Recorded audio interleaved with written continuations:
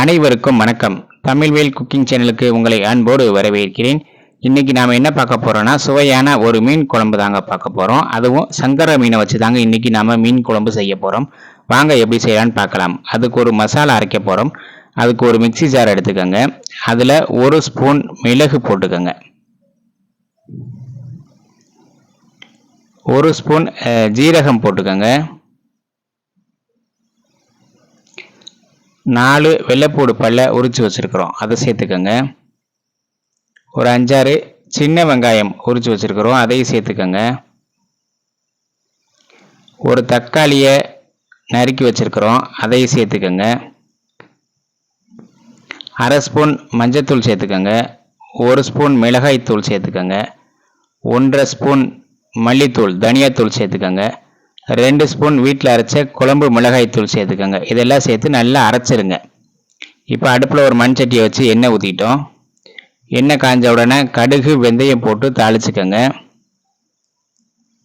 கடுகு வெந்தயம் பொரிஞ்ச உடனே 2 கொத்து கருவேப்பிலை சேர்த்துக்கோங்க.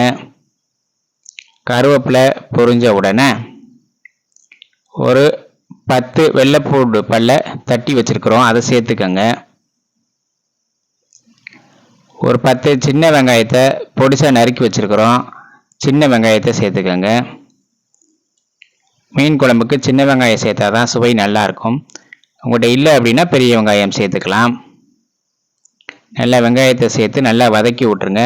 இப்போ ஒரு தக்காளியை பொடிசா நறுக்கி வச்சிருக்கிறோம், அந்த தக்காளியை சேர்த்துக்கோங்க.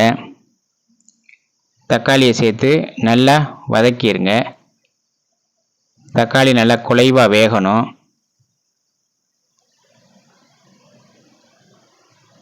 இதில் ஒரு 1/2 ஸ்பூன் உப்பு போட்டுக்கோங்க. தக்காளி வெங்காயம் வேகமாக வதங்கிடும். உப்பு சேர்த்து நல்லா வதக்கி விட்டுருங்க. நல்லா வதங்கட்டும். இப்போ நம்ம அரைச்சி வச்சிருக்க அந்த கலவையை சேர்த்துக்கோங்க.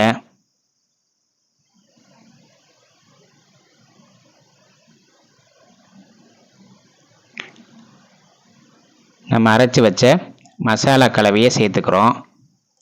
சேர்த்து நல்லா அந்த வெங்காயம் தக்காளியோடு சேர்த்து நல்லா வதக்கி விட்டுருங்க.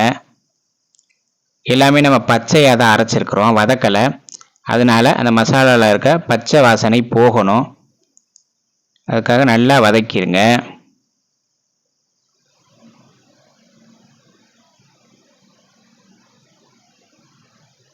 இப்போ மிக்சி ஜாரை கழுவுன தண்ணி கொஞ்சம் சேர்த்துக்கிட்டோம், சேர்த்து கலந்து விட்டுருங்க.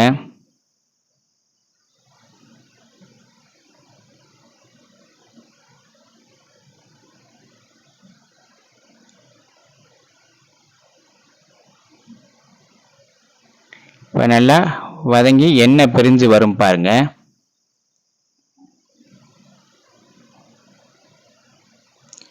ஒரு பெரிய எலுமிச்சை அளவு புளி எடுத்து கரைச்சி வச்சிருக்கிறோம், அந்த புளி தண்ணியை இந்த தருணத்தில் சேர்த்துக்கோங்க.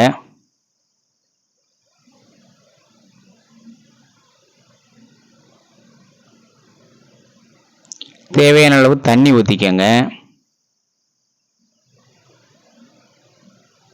ஒரு 1/2 ஸ்பூன் உப்பு போட்டுக்கோங்க.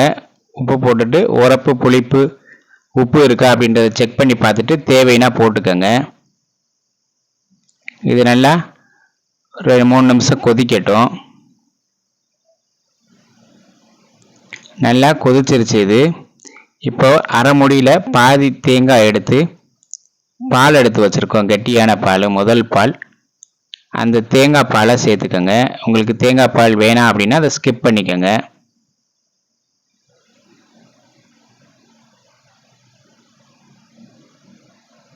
தேங்காய் பாலை சேர்த்து நல்லா கலந்து விட்டுருங்க. இது நல்லா ஒரு 2 நிமிஷம் கொதிக்கட்டும். இப்போ சங்கரா மீன் எடுத்து வச்சுருக்குறோம், முழு மீனாக வச்சுருக்குறோம். சின்னதுனால நீங்கள் பெருசாக இருந்தால் கட் பண்ணி கூட சேர்த்துக்கலாம். இப்போ மீனை சேர்த்துக்கிறோம். இன்றைக்கி 1 கிலோ சங்கரா மீன் எடுத்துருக்குறோம்.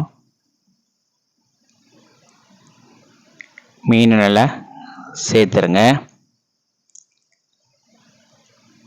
தீயை சிம்மில் வச்சுக்கோங்க. ஒரு 3லேருந்து 4 நிமிஷத்தில் மீன் நல்லா வெந்துடும். இப்போ பாருங்கள், மீன் நல்லா வெந்துருச்சு, குழம்பு நல்லா திக்காகிருச்சு. இந்த மாதிரி நீங்கள் ஒரு தடவை மீன் குழம்பு செஞ்சு பாருங்கள். செஞ்சு பார்த்துட்டு எப்படி இருக்குன்றத கமெண்டில் சொல்லுங்கள். இந்த வீடியோ பிடிச்சிருந்துச்சுன்னா நம்மளுடைய தமிழ்வேல் குக்கிங் சேனலை லைக் பண்ணுங்கள், ஷேர் பண்ணுங்கள், கமெண்ட் பண்ணுங்கள், சப்ஸ்கிரைப் பண்ணுங்கள். மற்றும் ஒரு காணொளியில் சந்திப்போம். நன்றி, வணக்கம்.